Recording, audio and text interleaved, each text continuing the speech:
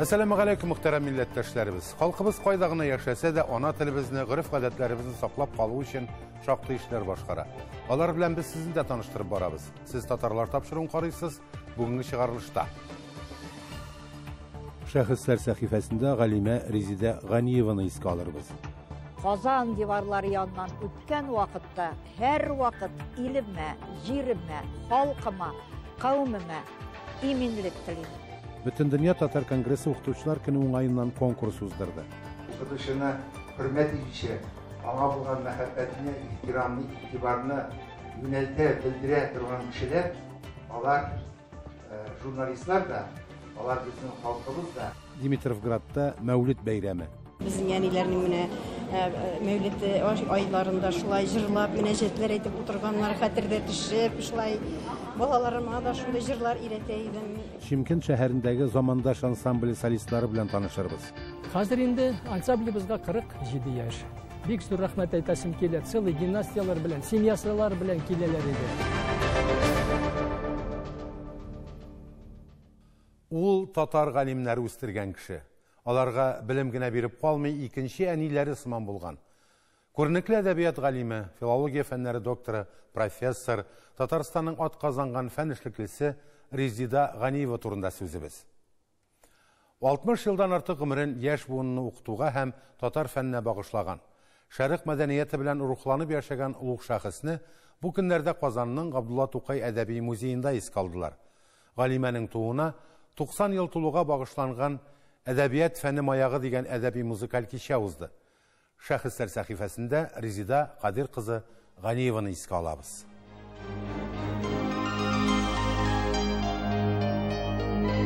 Kazan divarları yanından ötken vakitte her vakit ilime, jirime, halkıma, kavmime iminlik tileyim. Derdime etkençe, ah tuğan kavmim gaziz. Ул һәр вакыт татар халкы аның киләчәге турында уйлый. Бу хезмәтләрендә дә чагылыш тапкан. 1990 елга күтәрелеш чорында җыеннарда катнашкан һәм аеруча кадерлесе Резида Ганиева милләтебезне аң белемле итүдә зур өлеш кертә. Эрудицияле, дөнья әдәбиятын яхшы белгән шәхес иде. Ул дөнья әдәбияты дәрәҗәсендә татар әдәбиятында күрәсе килде. Hem şunları aşkındı da. Ne şuşlarını öğrengen vakitte, mesela ayrım ediplerini bilesin. Lakin ulalarının tege faktik yağından tügül asılına kirgetir şaydı. Teoretik yağın. Rezide Kadir'le bizim Tatar dünyasında tügül Türkiye dünyada da eybet bileler. Her vakit sıraştıralar idi, onun hizmetlerine dayanırlar. Татар әдәбиятын, аның тарихын, шәрик һәм рус әдәбиятларын яхшы белә. Айруча Тукайны өйрәнүгә күп көч куя. Диплом эше, кандидатлык диссертациясе дә бөек татар шагыйре белән бәйле. Тукай иҗатындагы сатираны өйрәнә, Тукай энциклопедиясын төзүдә актив катнаша. Тукай иҗатын өйрәнгәндә берәүен дә кабатламады. Беренчедән аны ул шәхес буларак, дөнья әдәбияты әйтик, дәрәҗәсендә торган шәхес буларак, Байрон, Шекспирлар белән янәшә куеп өйрәнде. Һәм ялгышмады. 16 гасырда Көнбатыш әдәбиятында Ренессанс яңарыш чоры булуы мәгълүм. Ә Көнчыгышта, төрки халыкта бездә бу ничек? Резида Ганиеваны шул темада кызыксындырган. Шушы теманы докторлык диссертациясенә тема итеп алды һәм шушы монографияны әзерләде. Восточный Ренессанс поэт Голгали. Һәм аны уңышлы яклап доктор булды. Резида Кадир кызы Ганиева тумышы белән Яшелүзән районы Кече Шырданнан. Мәгърифәтче Каюм Насыйри туган авыл бу. Әтисе сугышта вафат була. Хатларында балаларны укытыгыз дип язып калдырган. 7 еллык мәктәпне бетергәч Казанга күченәләр. Казан педагогия училищесында белем ала, инесен, сеңлесен укытыр өчен, тормыш итәр өчен яшьтән эшләргә туры килә аңа. Шуңа да университетны читтән торып укый. Аның җитәкчесе соңыннан зур галим Ибраһим Нуруллиннар диплом аның куласында яза булса кирәк. Һәм тәкъдим итәләр аспирантурага кер дип.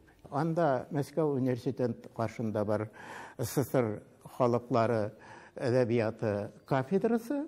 Шул кафедрага аспирантурага барып керә. Резида Ганиеваның ире Зөфәр Рәмиев та галим. 1968 елда өйләнешәләр. Танышулары кызыклы. Резида Ганиева Зөфәр Рәмиевның диплом җитәкчесе булган. Диплом өчен яхшына яздым. Ул мине инде 7 mərtəbə yazdıram мен seni сөйләгән истәе. Ну, хәзер аны хәтерләмим, бик каты торды миңа. Мине шактый өйрәтте бу. Кинәт кенә һавадан алып язмаска, материалга нигезләнеп, материалларны табып, шуларга нигезләнеп. Менә шунда инде мәхәббәтнең бит башлануын ул ничек башланды, төгәл минутын, сәгатен әйтеп булмый. 52 ел бергә аңлашып тату яшиләр. Икесе дә тыныч хылыклы, бер-берсенә үпкәләп йөри юк. Ир баш, хатын муен дигән сүз бар бит инде. Мин үземне баш дип тә, аны муен дип тә күз алдына китерә алмыйм. Бездә тигезлек булды. 2 бала үстерәләр. Уллары Булат физик, профессор, Төркиядә университетта укыта. Кызлары Халидә исә 36 яшендә юл һәлакәтендә вафат булган. Резида Ганиева бу фаҗиганы бик авыр кичерә. Фәндә һәм укучыларында юаныч тапкан. 81-86 елларда Резида Кадыровнаның студенты булды. Резида Кадыр кызы Казан дәүләт университетында студентларга 60 елдан артык гарәп, фарсы, төрки, татар әдәбиятлары тарихын укыткан. 2 дистәгә якын фән кандидаты һәм докторант тәрбияләгән. Аның укучылары аерым бер мәктәп үткән. Чыннан да безне икенче әниебез буларак безне җыеп, туплап торды һәм аның сүзе бар иде. Менә әйткәнемчә, без 11 шәкерте бит инде яклаган, диссертация яклаган шәкертләр. Ул мин үлгәч тә бергә булыгыз, һәрвакыт бер-берегезгә ярдәмләшеп яшәгез дип әйтте. Диплом язган дәврдә бит инде ул бик нык тыгыз вакытлар, ләкин ул менә үз өенә дә чакырып, анда утырып, анда сөйләшеп, без инде анда да әлбәттә архив материалларына мөрәҗәгать итәдек. Шуңа күрә ул бер белем бирсә, ул инде менә күп кырлы итеп тәкъдим итәдер. Резида апа шактый гына шундай юл күрсәтте. Йомшак, әкрен, сабыр тавыш белән безгә аңлата иде теманы, ничектер аның дәресләрен тыңлау бер спектакль караган шикелле иде. Без аңа карап сокланып, аның шулай әсәрләнеп, күзен йома төшеп, матур итеп сөйләгәннәрен ах итеп тыңлап утыра идек. Студентлар андагына түгел, теләсә нинди залда ул инде тыңлата белә иде. Аның тавыш куәсе, шундый сөйли белү, аның үзенең үзен тотышы, менә ул яктан инде аның үзенчәлеге булып тора. Әдәбиятның бөтен хикмәте аның тәмендә, кеше хукукын яклауда һәм кеше әдәбиятны укып ләззәт алырга һәм үзе дә үзгәргә, камилләшергә тиеш дигән фикер уздырды. Шуның чыгышлар ясый инде, шул хәдәр импульсив инде, шунда хисли инде, үзенә генә хас булганча искиткеч галимә бит инде, һәм иң мөһим сыйфаты шунда, ул бөтен кешеләрне менә үстереп канатландыра белә иде. Ул гадилеге белән аерылып торган. Аңа шифаханәләр дә, каядыр ял итү дә кирәкми, мода кием дип тәйсе китми. Аның өчен иң мөһиме фән. Кеше шырдан тарихы белән дә кызыксынган. Бу хакта китап булдырырга хыялланган. Авылга кайткач биредәге китапханәгә үз хезмәтләрен бүләк итәргә вәгъдә бирә. 2 ел элек Резида Ганиева арабыздан киткәч, бу эшне Зөфәр Рәмиев дәвам итә. Кеше шырдан музей китапханәсенә Галимәнең әйберләрен тапшыра. Onun ne kolundan çıkmıyor turgan, ne kahve çınlayağı, ime Moskova Üniversitesi'nde okuyan leksiyaları, onların barısı da şu muzey kitap kişilerine koyup oturdu. Züfər Rəmiyev arxivlarda qazınğanda Резида Ганиеваның көндәлекләрен дә тапкан. 4-5 блокнотка күргәннәрен, башкарган эшләрен язып барган, укыганнары, белгәннәре турында фикерләре дә бар. Ул көндәлекләрне бер җыеп, бер кадәр сайлап алып чыгарсаң ярар иде. Белмим, Ходай Тәгалә миңа вакыт биргәнме, юкмы, ансы киләчәк күрсәтер. Зөфәр Рәмиев Резида Ганиевага багышлап китап та бастырып чыгарган. Анда галимнең фәнни һәм фәнни популяр хезмәтләре библиографиясы, тормыш һәм иҗат юлы турында кыскача белешмәләр, төрле чорларда аның гыйльми эшчәнлеге турында матбугатта басылган язмалар, китап һәм диссертацияләренә бәяләмәләр сайлап алып урнаштырылган. Шул кадәр укучылары булганда профессор Резида Ганиева онытылмас. Эльвира Хөснетдинова, Татарлар, Казан. Бүтін дөнья татар конгрессы укытучылар көне уңайыннан сез иң гүзәл кеше икәнсез дип исемләнгән бәйге уздырды. Конкурсның максаты укытучының җәмгыятьтәге ролен, дәрәҗәсен үстерү, балаларда әлеге һөнәр ияләренә хөрмәт тәрбияләү. Мөгаллим һөнәренең ни дәрәҗәдә әһәмиятле, шул ук вакытта катлаулы һәм мөһим икәнлеген күрсәтү. Быелгы бәйге җиңүчеләре белән безнең төшерү төркемендә танышып кайтты.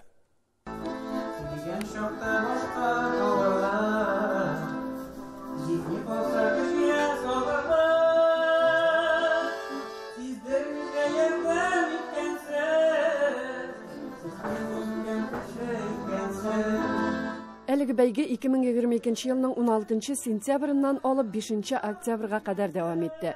Бүген исә бәйгедә җиңүчеләргә дипломнар һәм истәлекле бүләкләр тапшырылды. Сез иң гүзәл кеше икәнсез дигән бәйгенең беренче урынны алган кешеләре минем янымда. Гүзәл укучы, гүзәл язган үзенең укытучысы турында һәм алар җиңүче. Менә гүзәл әйтәле, менә нинди кеше ул сезнең укытучыгыз? Мин үземнең Гөлфия апам турында бөтен дөньяга әйткем килгән иде. Ул бик яхшылыгы турында, аның турында. Мин үземнең дәресләремдә белем генә түгел, укучыларымда кешелекле сыйфаты тәрбияләргә тырышам. Конкурсыбызда катнашты Россиянең 15 төбәгеннән 100дән артык катнашучы булды. Әле бу безнең беренче тапкыр гына оештырылды бу ел, ләкин шундый кызыклы, әйбәт, истәлекле язмалар килде. Без әлбәттә ул язмаларны газета битләрендә кулланачакбыз, Алла бирсә. Мин монда Башкортстан, Киров өлкәсе, Әстерхан өлкәсе, Оренбург өлкәсе, Омск өлкәсе, Самара, Ульян, Чувашия, менә гомумән алар төрле төбәкләрдән, Пермь крае, төрле төбәкләрдән истәлек табай. Шундый менә халкыбызга хезмәт иткән укытучыларыбыз белән дә данлыклы безнең халкыбыз. Безнең максатыбыз укытучыларның хезмәтенең дәрәҗәсен күтәрәсебез килде. Аларга хөрмәт күрсәтәсебез килде. Һәм миңа калса без максатыбызга ирештек. Бу безнең бәйгебез, Алла бирсә, дәвамлы булачак. Туган тел дигән вакытта әлбәттә бүгенге көндә Татарстан тарафыннан, Нәйтүгәрәҗ биредә Татарстан Республикасы Мәгариф һәм фән министрлыгы тарафыннан да, ДНБ тарафынан да, хөкүмәте тарафынан, бөтен татар конгрессыннан телебезне саклау үстерү мәсьәләләре бик җитди рәвештә аерым басым ясалып, килүчеләргә һәм катнашучыларга аерым зур рәхмәтләрен җиткерәм. Бөтен татар конгрессы үткәреп килә торган конкурслар бик күп. Менә бу конкурс, хөрмәтле коллегалар, шуларның иң гүзәле һәм иң матуры.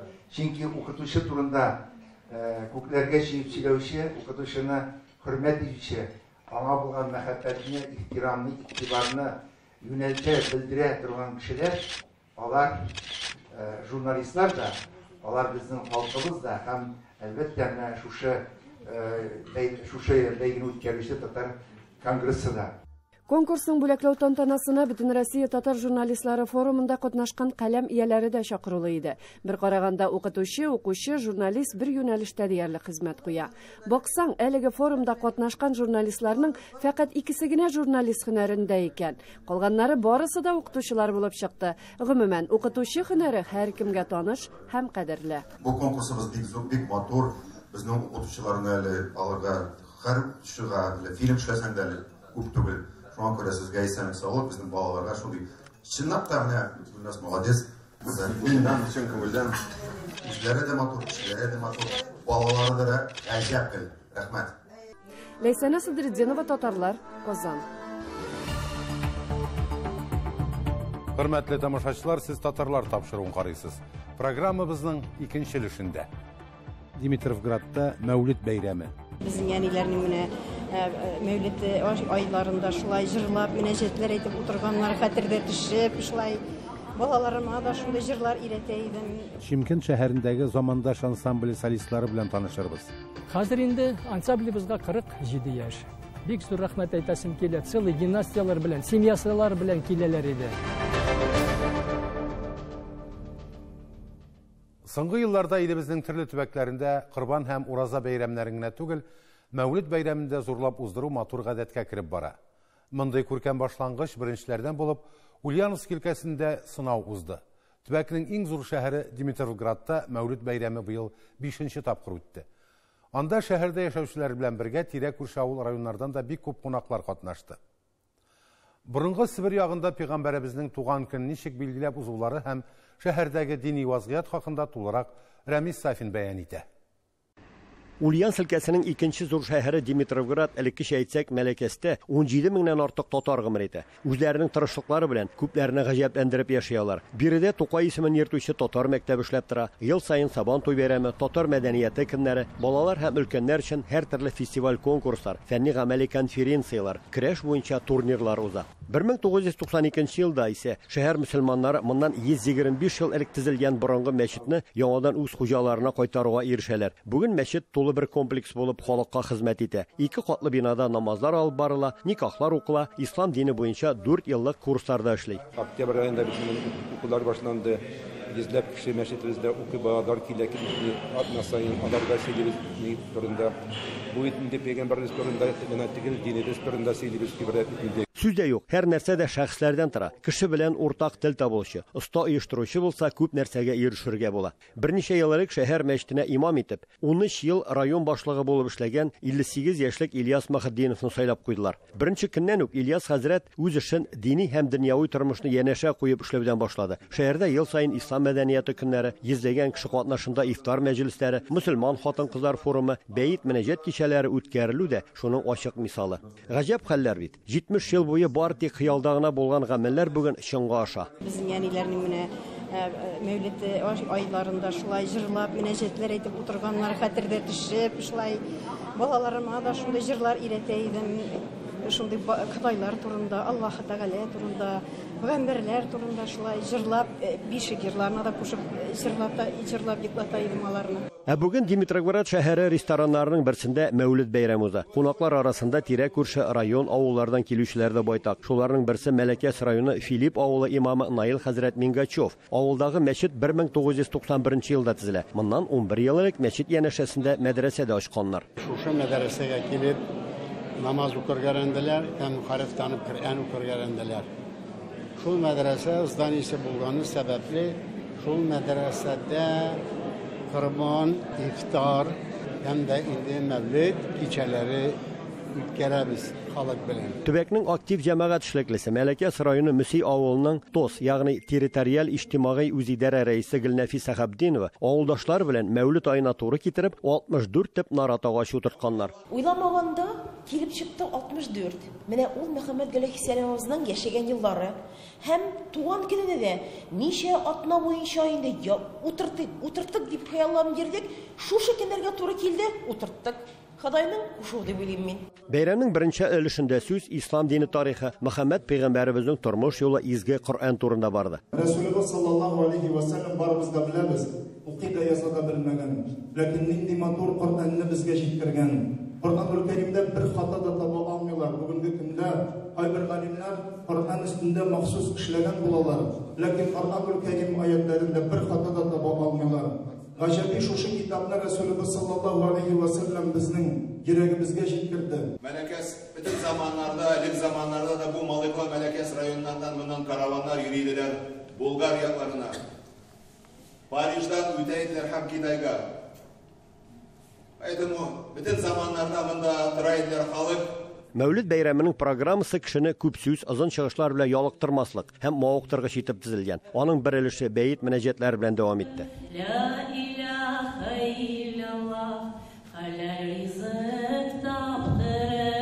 Зур еллар дәвамында динебезне һәм телебезне саклауга, яшьләр белән эшләүгә зур хезмәт куючыларга өлкә татар автономиясенең һәм мөфтиятның мактау грантлары да тапшырылды. Пәйгамбәребезнең туган көненә багышланган бәйрәмнең икенче өлеше аш өстәлләре янында дәвам итте. Мондагы мәҗлестә дә вәгазьләр сөйләнде, бәйит мөнәҗәтләре әйтелде. Ильяс хәзрәт катнашучыларны һәм кунакларны киләсе елга яңа эш планы белән дә таныштырды. Анда да быелгы сыман шәһәр халкы белән күмәкләшеп уздыру өчен 10-гә якын чара каралган. Дөньялар гына тыныч булсын. Мәләкәс Димитроград шәһәреннән Рамисафин, татарлар. Һәр коллективның иң мөһим өлеше әлбәттә аның кешеләре. Һәм аларның һәр берсенең үз тормыш тарихы бар. Шымкент шәһәренең замандашлар ансамбле солистларының һәр берсенең язмышы төрле һәм кызыклы. Аларның барысында халыкның музыкасына һәм мәдәниятен мәхәббәт берләштергән. Ансамбль вәкилләре белән Әдилә Төхбәтова очрашты. Казакъстанның иң борынгы һәм матур шәһәрләренең берсе Шымкент шәһәре бүгенге көнгә кадәр күп этносларның тарихи бишеге булып тора. Бирегә төрле яклардан килгән милләттәшләребез үз гаиләләрен булдыралар һәм коллективларга берләшәләр. Төрле язмышлы кешеләрне үзенә җыйган замандашлар ансамбле шундыйларның берсе.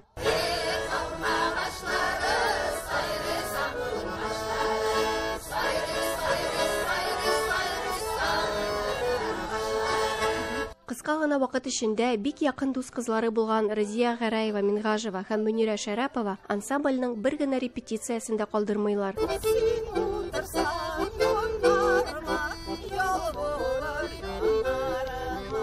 Разия апаның әби-бабайлары сугыш вакытларыннан соң 6 баласы белән Башкортстаннан Казахстанга күчкәннәр, ә Мөнирә апа тамырлары белән Татарстаннан. Яшь вакытларында Казахстанга туганнарына кунакка килеп, биредә яшәргә калган. Төрле яклардан булсалар да, аларны иҗатка мәхәббәт таныштырды дип әйтергә дә була. Сейчас вот приходят новые молодежь в наш ансамбль, и мы продолжаем петь, радоваться, наслаждаться этой жизнью, потому что музыка приносит радость людям. Башкортстан якларынан килгән Фәрүзә Шакирова үзенең 80 яшенә килеп җитсә дә, шигырьләрне оста итеп төзи һәм Татарстанга багышланган юлларны да горурлык белән укый.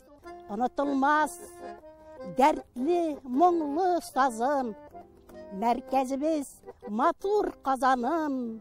Замандашлар ансамбленең солисткасы Равиля Хакимова инде 45 ел ансамбльдә җырлый. Моннан тыш төрле вокаль конкурсларда да катнаша. Яңгыравыклы тавыш әтиемнән ди ул. Хопук җиңгән вакытта мине сорый торганнар иде. Җырлалы син, безгә эшләргә җиңел була дип.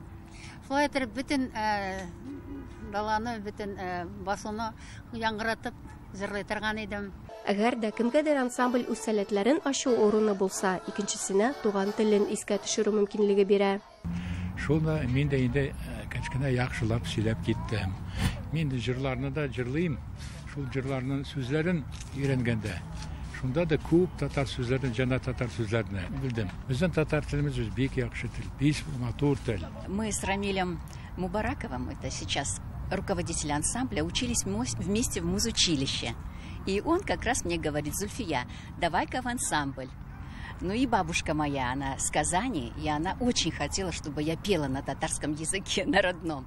Ансамбльнең 47 еллык тарихы өчен аның даими рәхмәтле тамашачылары да бар. Без менә шушы замандашлар ансамбленә ел сайын килеп, көчләр алып китәбез, бик яратабыз. Элек бала-чагаларыбыз кичкенә чагында ел килә идек, хәзер уже бала-чагаларыбыз үсте, без уже пенсияда, ел сайын шушы концертларга килеп, үзебезгә менә сәламәтлекләр теләп китәбез. 13 яшьтән баян күтәреп өлкәннәрне җырлата торган булган безнең Рамилебез. Саулык бирсен аңа, Ходай Тәгалә, я Рабби. Аяклары сызлаусыз булсын, куллары гел эшләп торсын, халык өчен эшли.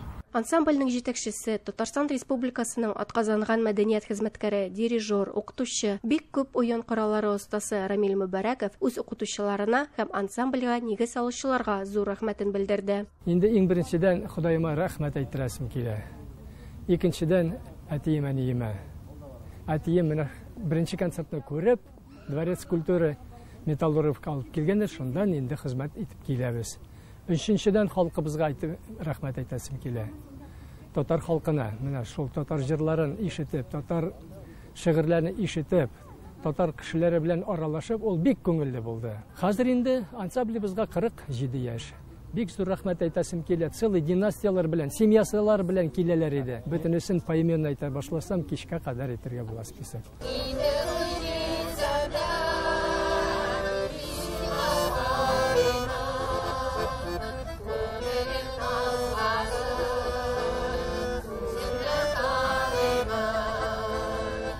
Әдилә Төхбәтова, Татарлар, Шымкент шәһәре, Казахстан.